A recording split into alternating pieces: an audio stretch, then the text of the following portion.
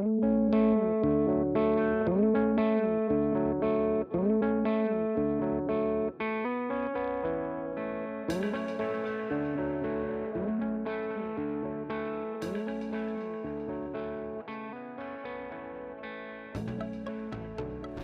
mon nom Clément, mon prénom Gilles, je suis paysagiste, j'ai fait mes études dans cet ensemble-là, ici, qui était une école d'abord d'horticulture, je suis ingénieur horticole. À l'époque, il fallait passer par là pour être paysagiste, puis ensuite, cet endroit est devenu dédié uniquement à la formation des paysagistes, avec un jardin qui est le potager du roi.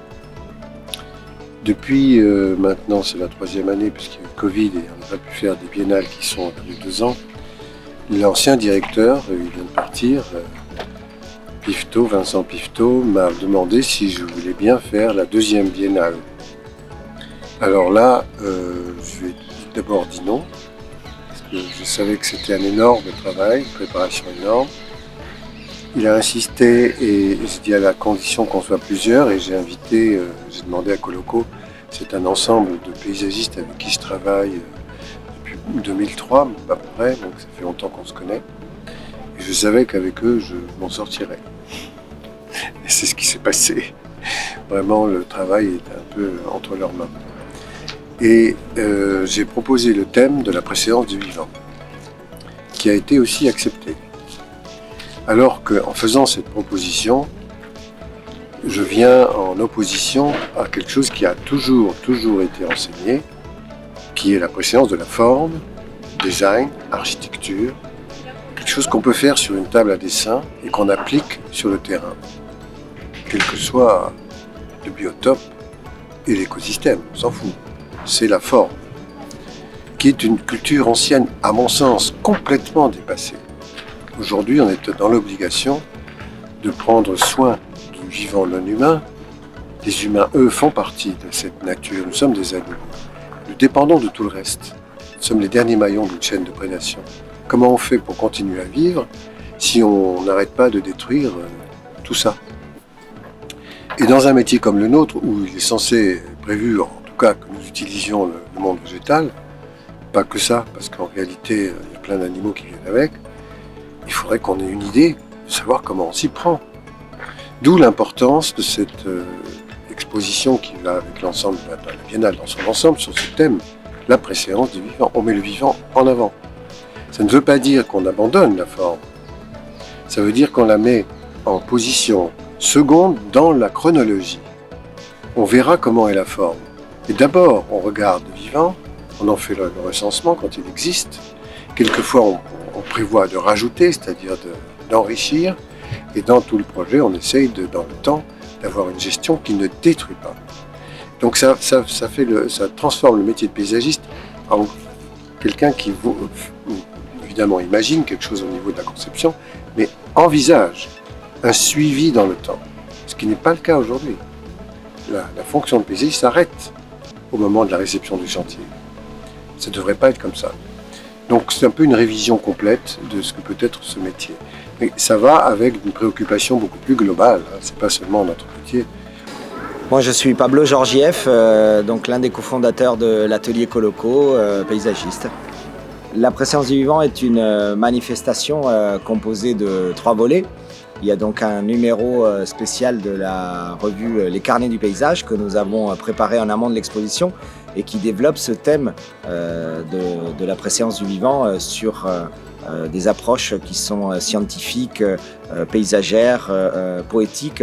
Et c'est un corpus de textes qui vise à développer ce sujet en vue de l'exposition. L'exposition elle-même, elle est composée de 2 parties. Il y a donc l'exposition et un jardin qui s'appelle le potager des autres, donc face auquel on se trouve ici.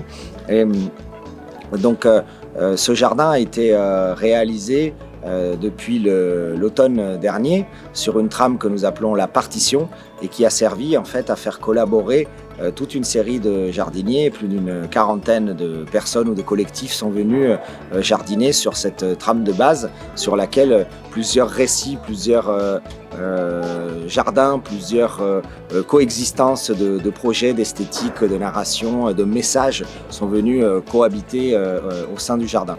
Donc l'exposition elle-même, elle est composée de 4 salles. La première s'appelle Adoptons le point de vue du jardinier planétaire. La deuxième partie est un appel à s'engager au sein du vivant.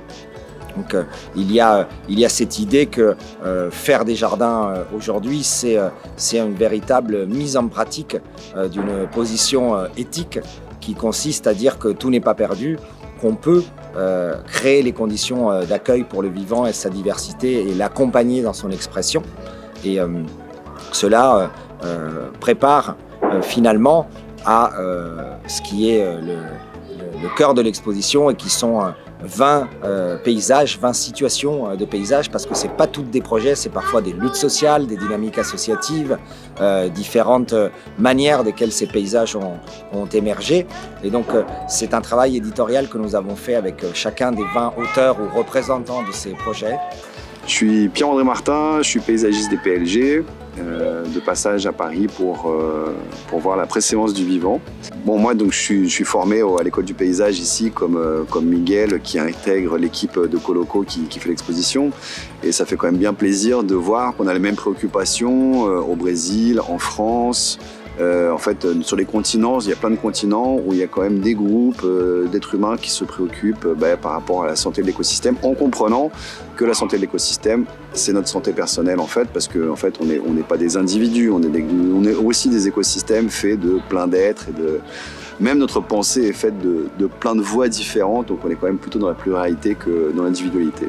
Parfois, je crois qu'il y a beaucoup de culpabilité sur la main de l'homme. On la voit un peu comme quelque chose qui altère, qui danifie, qui crée des dommages à la nature. Mais en fait, la main de l'homme peut être aussi un élément qui augmente la biodiversité, qui augmente la productivité, qui augmente les relations entre les plantes, les sols, les écosystèmes. Il y a quelque chose qui évolue, y compris chez les étudiants architectes en architecture qui récemment, qui sont au nombre de 7 et 6 sur 7 dans leur présentation, on dit non, finalement on ne veut pas construire. C'est Estelle, je pense, qui a fait. C'est quand même assez fantastique que ça change complètement. Enfin, de la même façon, il y a des étudiants qui sortent d'AgroParisTech en disant arrêtez, on arrête de vous écouter. On nous a toujours écoutés, toujours poussés à faire de la fabrication, mais surtout de la consommation. Encore ce matin à la radio, tout le monde disait là, ça va, là, il faut qu'on aille vers un changement de l'utilisation des énergies. Il faut faire parce qu'on n'en a plus. Donc rien que pour cette raison-là, on va être obligé de moins consommer. Il y aura peut-être moins de lampes allumées dans les tours de la Défense. Ça ne sert à rien. La nuit, tout est éclairé, comme les autoroutes. Ça ne sert à rien. Les voitures, elles ont des ampoules. Qu'est-ce que ça veut dire tout ça? Il y a une folie, mais vraiment une folie. Donc il faut qu'on se déshabitue de ce qui est consommateur inutile pour arriver à faire quelque chose qui nous permet de vivre sans qu'on soit dans le stress de ça change, le climat, on va mourir et tout ça, quoi. Non, il faut inventer autre chose. Bon, on s'était dit qu'en fait, planter des artichauts ici, ça allait forcément être intéressant. Alors pas juste parce que c'est pas juste pour les qualités, on va dire, de cuisine, mais surtout parce qu'on savait qu'on allait avoir un résultat comme ça. Donc ces fleurs qui sont assez fantastiques, qui sont finalement des fleurs énormes. Et surtout là, on est clairement sur une piste d'atterrissage à Bourdon. C'est une piscine, il rentre dedans. Et en fait, si on touche ça, là, on a presque l'impression que c'est des petits picots de silicone. Et du coup, ils sont obligés de s'enfoncer dedans. Ça leur fait c'est presque un peu dur pour eux de rentrer dedans. Et on voit qu'ils sont obligés de forcer. Et du coup, ils rentrent et du coup, ils se chargent de pollen pour aller jusqu'au nectar. Les spécialistes des insectes qui sont passés, qui ont fait des relevés ici, sur un jardin comme ça, vraiment conduit selon ce mode très très très accueillant pour la biodiversité. Ils estiment, alors c'est un jardin qui s'est monté en quelques mois, donc il est de février, qui avait à peu près 2 à 3 ans de maturité sur la quantité d'insectes observés. Bon, c'est aussi dû à la gestion exceptionnelle qu'il y a autour dans le potager du roi. Mais c'est vrai que là, on leur a vraiment fait un lieu d'accueil fantastique. Donc c'est ça, quoi. Laissons la place aux vivants. Et le potager des autres, là j'ai 2 autres, un artichaut et un bourdon.